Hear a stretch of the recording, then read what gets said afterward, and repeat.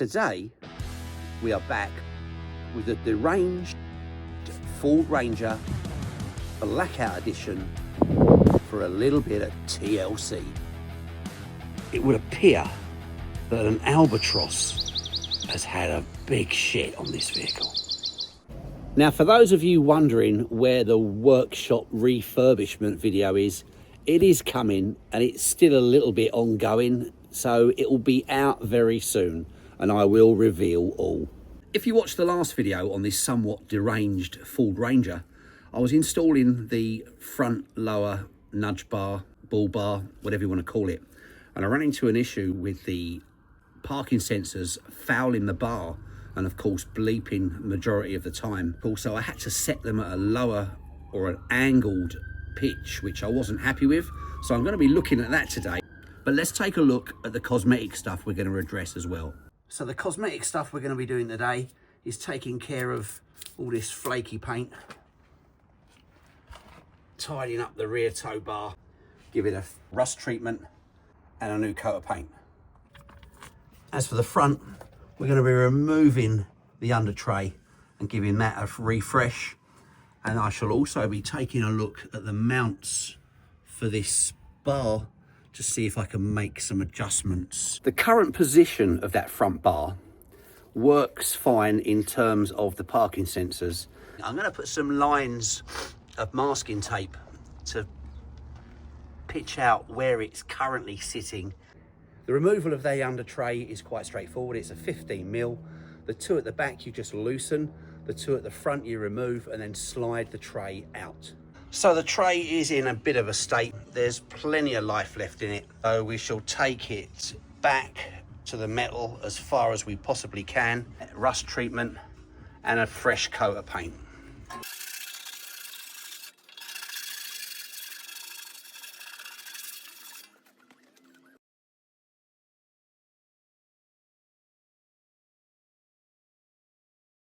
So we've wire brushed, we've sanded down, we've cleaned off with some clutch and brake cleaner to get rid of all the residue. And I'm now going to coat it in a good layer of Genolite rust converter. So just to give you an insight into how this stuff works, if we just put the coat on it like that,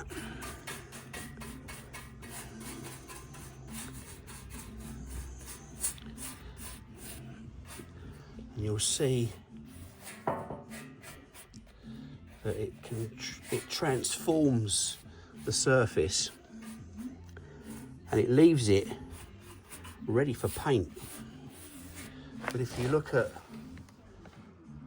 the change in the colour, it's gone back to it's converted the rust back into metal and gone back to its original state. I've used this stuff for years. It's been around since I was a kid. It's expensive, but it does do the job. So it's had a second coat and I'm just going to leave it to dry out a little bit. But before it fully cures, it takes about 20 minutes in this sunlight. It's really nice and warm. I've done the bolts as well, just to get rid of all that corrosion. Before it fully cures, I'm just going to apply a little bit of primer across the top, so it will bond with the Genolite just to give it a better adhesion when we come to put the colour on a little bit later on. I'm not really putting loads on, it's just another level, like an adhesion coat. All helps the paint stay there. The underside's been done as well, but I'll put a bit of primer on that later.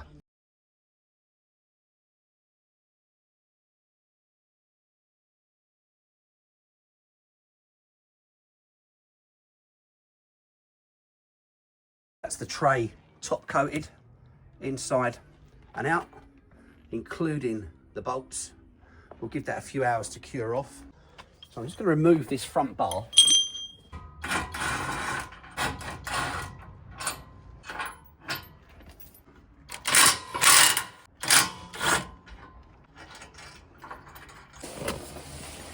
Just make sure you've got something to rest it on, i.e. a cushion,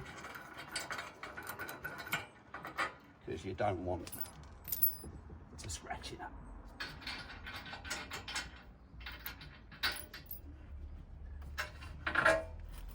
And then out and down. So this is the standard fitting of the driver's side front bracket for the bar.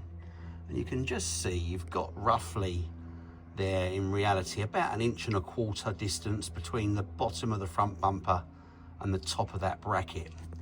Now, if we look over here, this is one that I've drilled.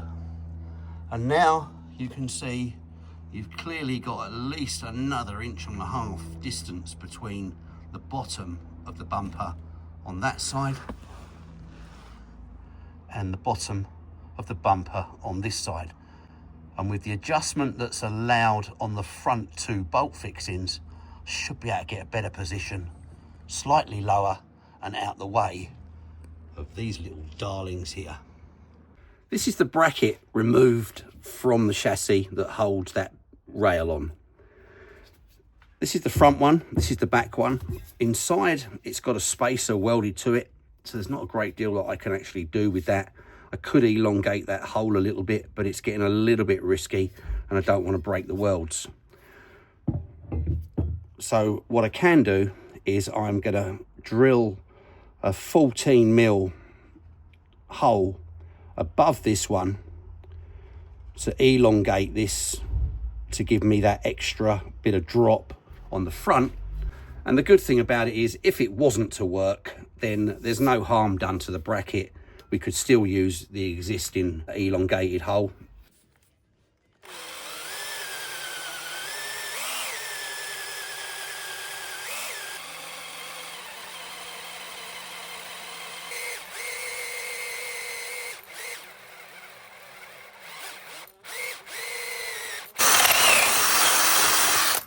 So I've reamed the hole out a little bit.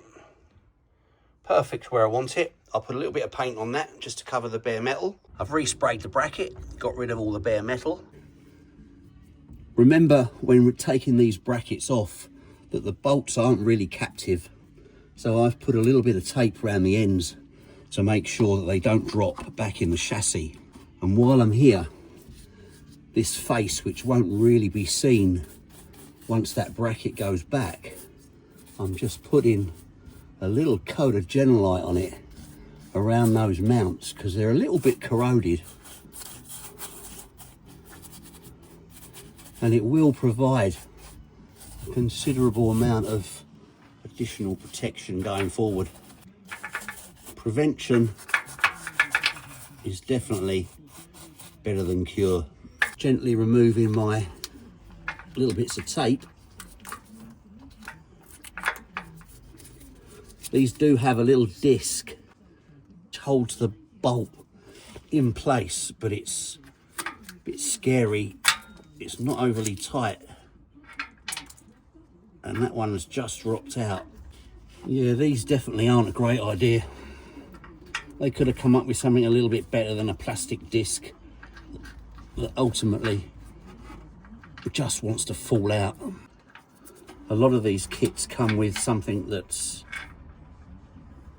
a little bit more robust, shall we say. Right, bracket in.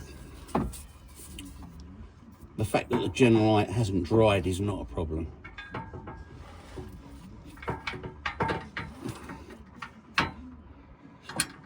You just don't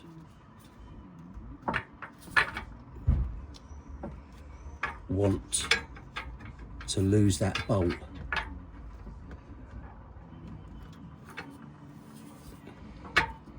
Inside the chassis.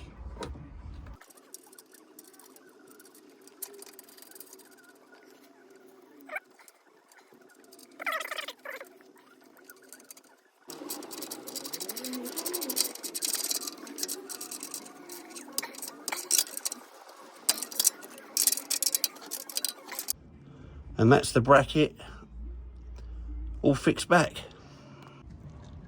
So we have definitely increased the clearance between the bracket and the front bumper Let's put the bar back and see how we fare. So I'm pleased to report that this has made a significant difference and no longer presents issues with the parking sensors. This bar is considerably lower now than it was before, and I'm able to close the gap at the top, which looks significantly better. Well, it's 28 degrees in the workshop, so time to put the tray back with our new painted bolts, and I've greased those up so they'll come out a whole lot easier next time, and it'll also prevent them from corrosion.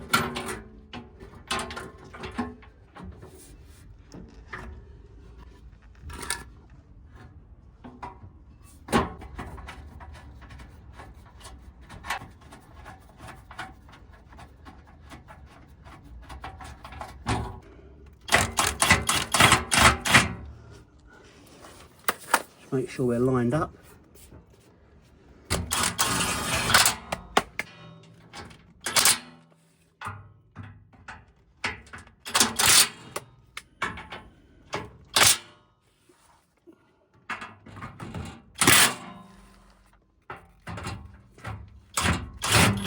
We got 29 degrees in the Porsche Camper's workshop.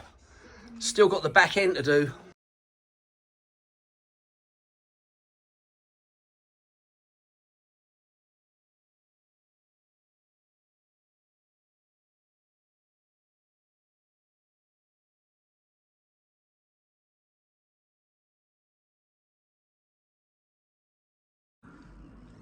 So it's in a little bit of a mess underneath here, quite corroded, but nothing unusual. So what I'll do, ideally this wants to come off to be done properly, but I can get at most of it, and I think I'll probably put an under seal on the crossbar on the back, and then aim to paint the front so it's a little bit more cosmetically pleasing. The toe ball I couldn't get off for love nor money. It wants new bolts really. Got rid of all the surface stuff and all the flaky paint. Same on that end there. Just gonna need to give it a clean off, finish rubbing down the back of that bar, and then we'll put some rust treatment on it. So we're just letting the first rust treatment coat dry off. Pretty much the same for the front.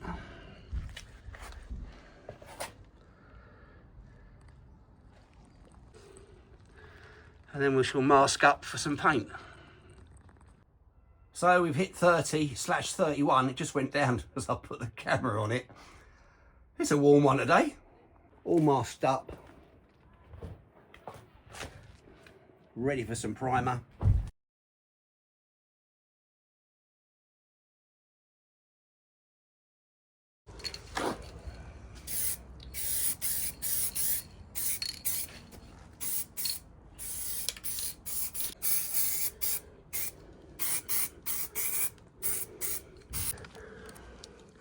So this is my second coat of primer.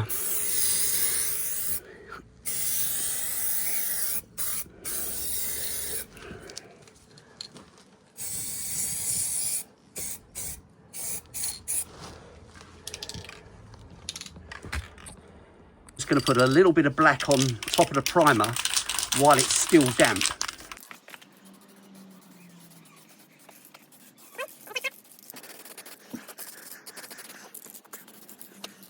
So I've just finished my second top coat,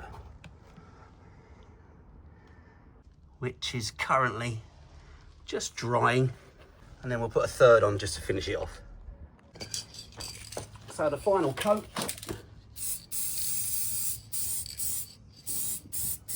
belt and braces coat as I call it.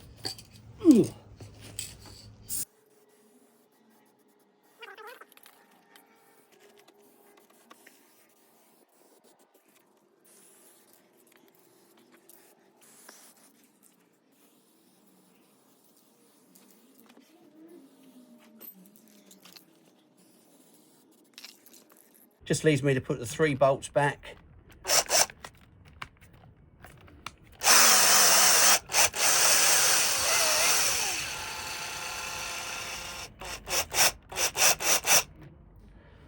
round bit. And of course we painted them as well, keeping up with the appearances.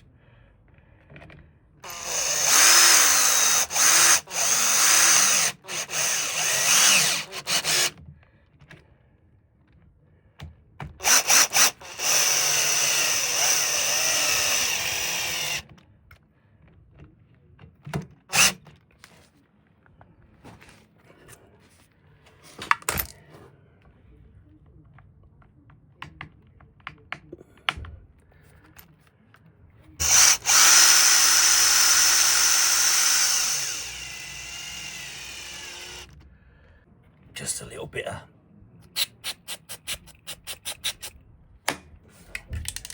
grease in there. My work here is all but done. Let's take a look at what we've ended up with after today. Tow bar and rear assembly refresh. We've done a Tetrasil coat just to help preserve what's underneath. And the same the other side. Look at those shiny boys.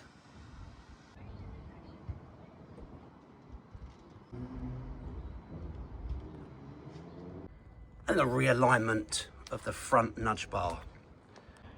Definitely sitting where it should be in terms of spacing across the top and not fouling the parking sensors. And then underneath we've got a refreshed under tray,